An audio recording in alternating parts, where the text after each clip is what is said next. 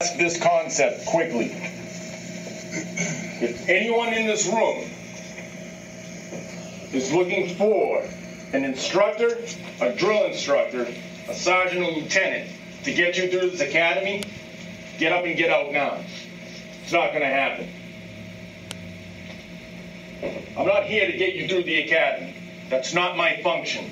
It's not my job. My job is to place obstacles in front of you. It's your job to develop a process and how to get through those obstacles and move forward. My job is to make things uncomfortable. Discomfort promotes change, promotes better habits. From there, it's up to you whether you develop the self-discipline to sustain those habits moving forward. Make sense? Yes, sir. If you're looking from the outside, for outside factors to get you through this academy, do not come back on the 8th. Is that clear? Yes, sir. Good morning, and welcome to Fido Talk with Dave Thompson. On today's episode, I'd like to get into employing your workforce or the people in your charge in accordance with their capabilities. This is one of the 11 principles of leadership. The 11 principles that I'm familiar with and where I glean the most from are the U.S. Army's 11 principles of leadership. So in order to employ your unit or team or people in your charge within its capabilities, there's a couple of things we need to begin with, right? We need to know what their capabilities are. That's only common sense, right? That's only logical. How do we do that? Well, we develop relationships, right? Relationships are monumental. You have to understand human beings.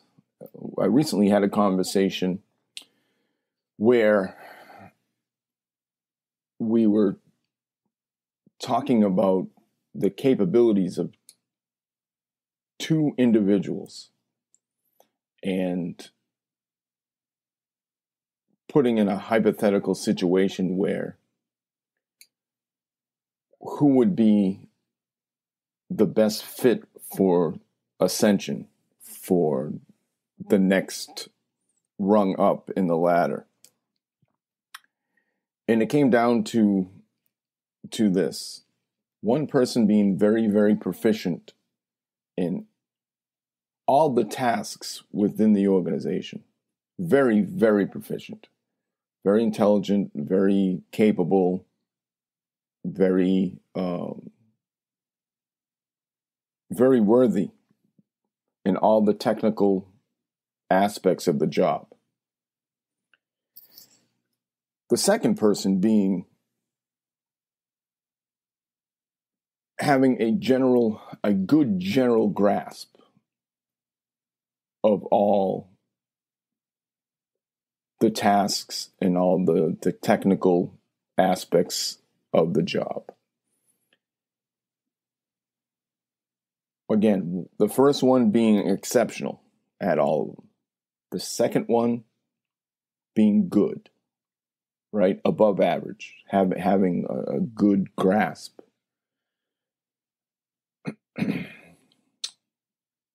When it comes to dealing with people and developing relationships, it was a bit of the opposite. The person who was exceptional in the technical aspects of the job was or is good with relationships, good with people, human nature and stuff like that. The one who was good in the technical aspects of things was exceptional at relationships, exceptional at dealing with people. Both of these people present well. Both of them are decision makers. For my money, my pick was the person who is exceptional at developing relationships, right? That is my pick. I know it seems to go against the grain a little bit, but think of it this way. Relationships are more important than the chain of command by any stretch, because we have a chain of command and we have a chain of concern. If we were to have a situation where we weren't sure if an official rule was being broken, if we were pretty sure that what had happened was still within the left and right limits of the policy, procedures, rules of the organization, but we still had some questions, right? The chances of us using the straight line chain of command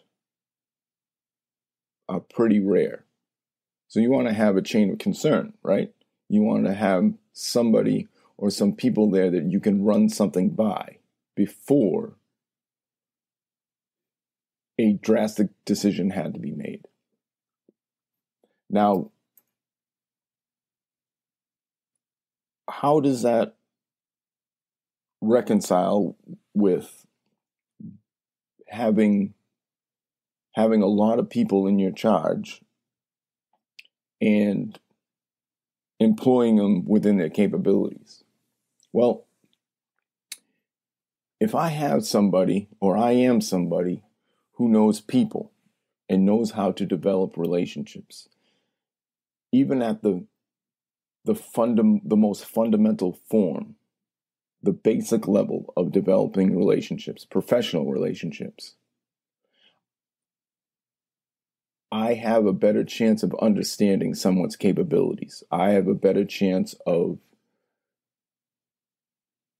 counseling people.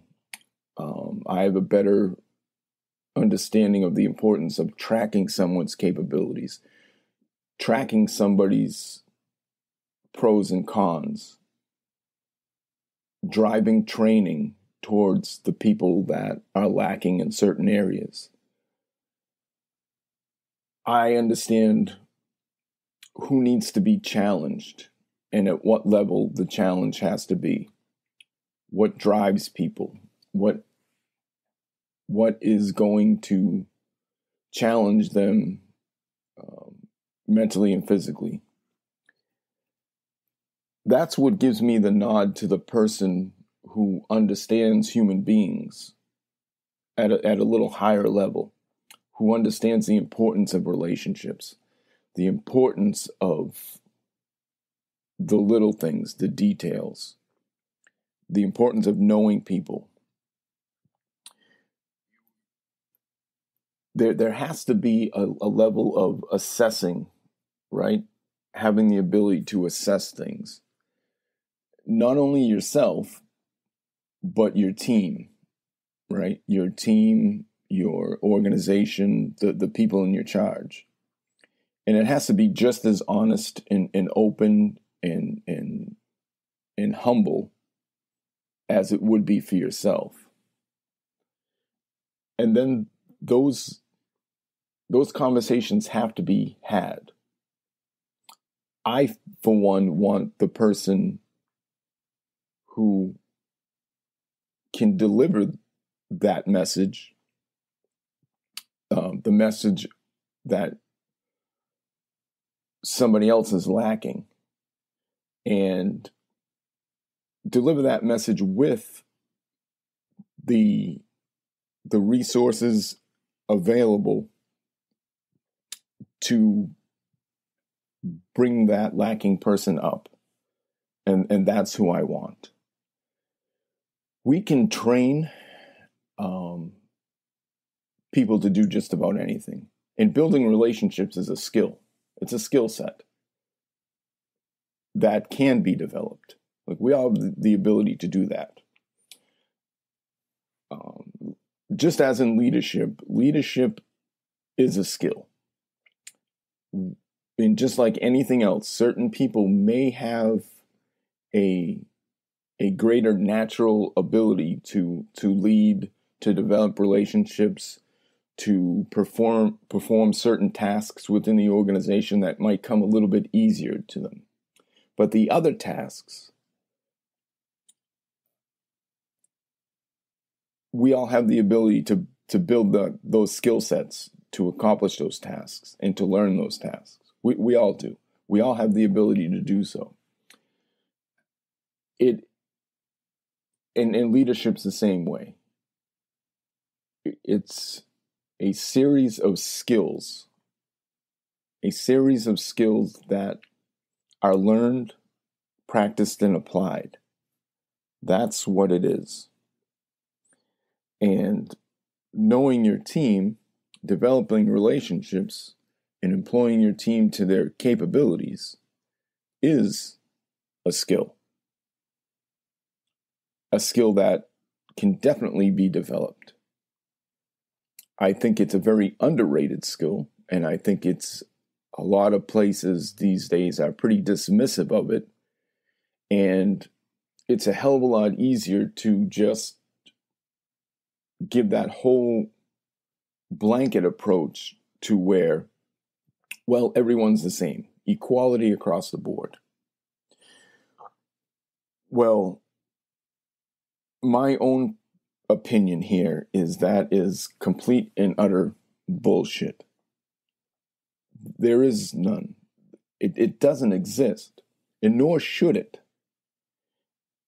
If everybody's the same, then you're getting whatever the average of everybody is. That is your level of work product, right? That is your outcome. It's the average of everybody. If we're looking to make everything equal across the board, we are adjusting standards, goals, objectives, mission statements, and everything accordingly. We have an outlook of mediocrity. And it comes down to the assessments. It comes down to understanding who we have. Not everybody is equal. Not everyone's on the same level. It's just not. That's not the way it works. People have different backgrounds, and if we're going to be so high on diversity, if everyone's equal, diversity is null and void. I mean, it really is. The basic principle of diversity is bringing experiences, different perspectives to the table in hopes of moving towards a goal, not to appease the masses. Because if everyone's capability is the same, but the tasks are different, every objective that we need to overcome in order to fulfill a mission statement is different. They require different capabilities. They require different tactics, techniques, procedures And we need people who are naturally better or naturally have a natural propensity to take care of those certain tasks. We need those people at the forefront. We also need those people to coach, mentor, train, and bring up those who happen to have less of a propensity for those particular tasks and techniques, procedures, etc. And that all comes back to knowing your people and their capabilities. Now, we talk from leading from the top to bottom and bottom to top. If we're in a team, if we're, a team member, and we have the ability to see a little bit of the bigger picture and know that you're on a team with somebody who is exceptional at one particular task, and you have enough of an open mind to realize that, you know what, I am not at that level. And for me to add value to the team, to bring more to the table, I need to up my game. So know my team's capabilities and know who I have to link up with and seek out some coaching, mentoring, training, instruction, advice from the person who is better or has more of a natural ability at certain tasks. That's what I need to do. And also, on the other end of the spectrum, if I see somebody who's lacking at something that may come a little more natural to me, I can reach out and offer guidance, maybe offer some resources, a different perspective, offer a little bit of my time for the betterment of the team, right? For the betterment of the team, for the overall organizational goal, the overall organizational mission statement, because that's what we're all working towards. And the worst case scenario, right, is the identification of the shitbag. It isn't the greatest part of identifying people and their capabilities and building relationships, right? Quite frankly, it's a turnoff, because it requires a lot of work, especially if somebody has proven themselves to be a shitbag, to offer up your most precious commodity, which is your time, to somebody who is just unwilling to put in the time and the effort. First and foremost, the time and the effort to themselves. If they're not willing to do that, if they come in every day and they're presenting as, just a loaf of bread, and they don't recognize the importance or the value in presenting well, the value of appearance, the value of stature, and the value of articulating well and speaking well. And if they can't take care of those little things for themselves, then you identified a much less capable person on your team. Unfortunately, those characteristics are overlooked at times. And when that happens, you certainly lessen the chance of fulfilling an objective. Not to say that the objective still won't get done. At what cost, right? At what cost? Nothing in life is free, right? So if you're going to take on a task, there's sacrifice made somewhere, right? Somewhere, somehow, somebody's paying a price, one way or the other. Whether the price is paid in preparation, selection, developing teams, somewhere, somehow, that price is paid. If the price hasn't yet been paid for one of the members, it's got to be paid one way or the other, or the effectiveness of your team is going to decline. The effectiveness of the unit, of the organization, of the group, the team, whatever dynamics you have in your organization, that effectiveness is going to decline.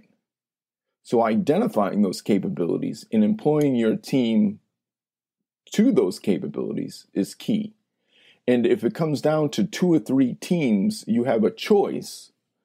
Maybe the least capable team for that particular task, maybe their role is more of a support role, right? Or more of a, sitting on the sidelines type of role, sitting in the press box, getting an overview of what is really happening, right? Using that as an instruction or training moment. Maybe that's the best way to employ that team that particular time. And then vice versa. Because at the end of the day, not everybody is built the same. It's impossible. It's absolutely impossible. Now, if you have started making your if you have started ascending in whatever organization you're in, and you damn well know that you have been fast-tracked or you have skirted the process, and you are going to take charge or be in charge of different divisions or different parts of the organization that you know damn well that you don't have a good grasp of. You know well that you are lacking in fundamentals of the TTPs, the techniques, tactics, and procedures of those divisions. Yet you are going to be ultimately responsible for any and all decisions made within those divisions. It's twofold, right? It's a double-edged sword. You are put in a position to be very ineffective. You're put in a position where you don't have the skill set to understand what's effective and what's not effective. You don't have the tools to make tweaks and to kind of guide the ship, or you can't be a resource for that division should questions come up. The other side of that sword is it's a tremendous opportunity to grow and develop. We'll flip that coin again. That growth and development is going to require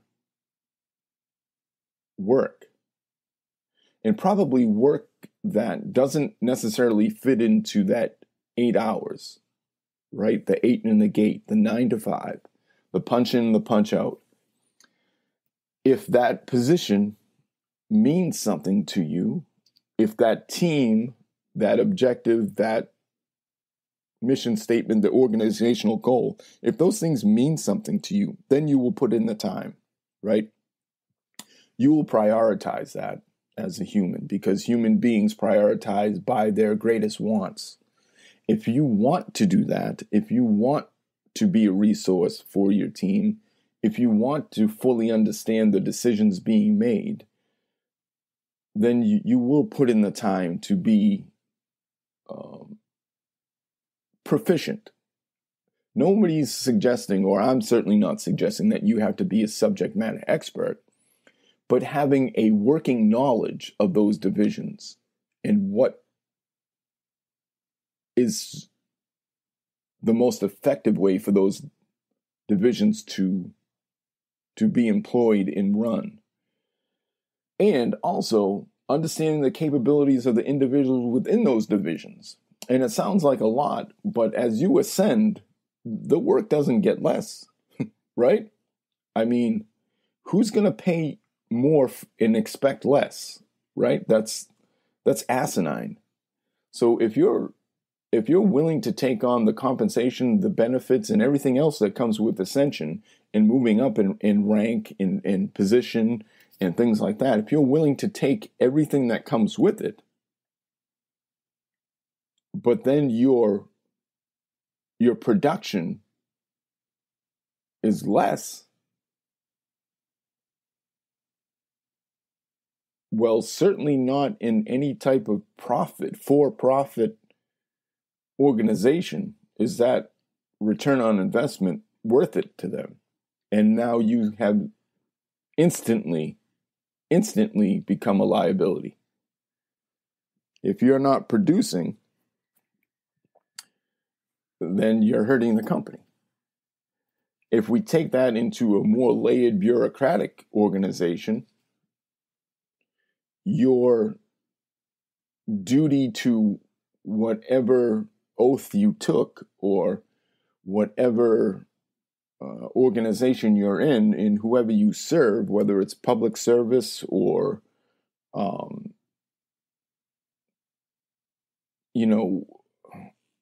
if you're serving the public or a specific organization or nonprofit or whatever it might be, it may be noble on the surface. But if you're there to collect a check, to ascend and produce less, your service to whatever it is that you had made the commitment to is fraudulent. It's fraudulent across the board. Credibility, respect, all that type of stuff. Integrity, and integrity meaning that you're not keeping your word. And then the morality, the principles, and that kind of thing. And again, all those type of things, all those type of characteristics are what we're going to employ, right? Within our teams. So the individuals within the teams, that comes back to the individual's capabilities. Are they capable of keeping their word? Are they capable of being moral and having principles? Are they capable of that? And if they are, then maybe I can employ them in roles that require more responsibility, right? More reflexive in dynamic decision making, critical incidents, critical thinking. I can rely on them a little bit more. That involves, if I'm going to rely on them, I'm going to need to have trust in them. If I don't know their capabilities, I can't employ them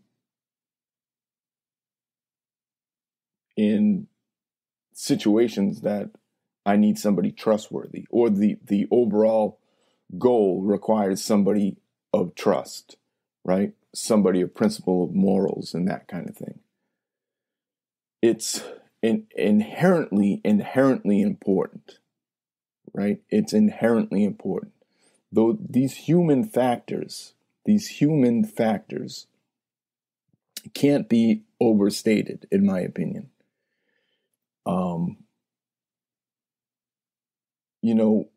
We can look at the big thing these days, right? And I just had this conversation about the self-checkout at different stores, right? We can program fucking robots to do these jobs. We absolutely can, right? But we're human beings. We're a social creature. more people will go to the stores that still employ cashiers, right? A lot of people will go and speak to a bank teller for human interaction, to understand, for conceptualization, for understanding, for that third dimension. And that's the same in leadership. It's that third dimension. Technology only gives you the two dimensions. You can't lead from behind a video camera, from behind a screen, from reading reports, graphs, matrices, the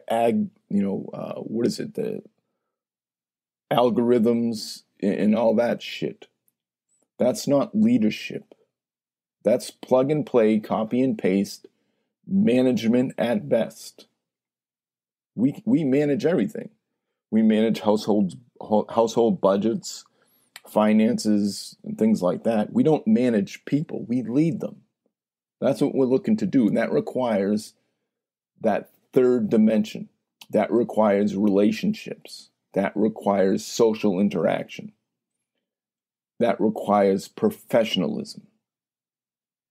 I cannot develop professionalism from behind a fucking screen, from a 3-part folder. That's not ever going to be effective.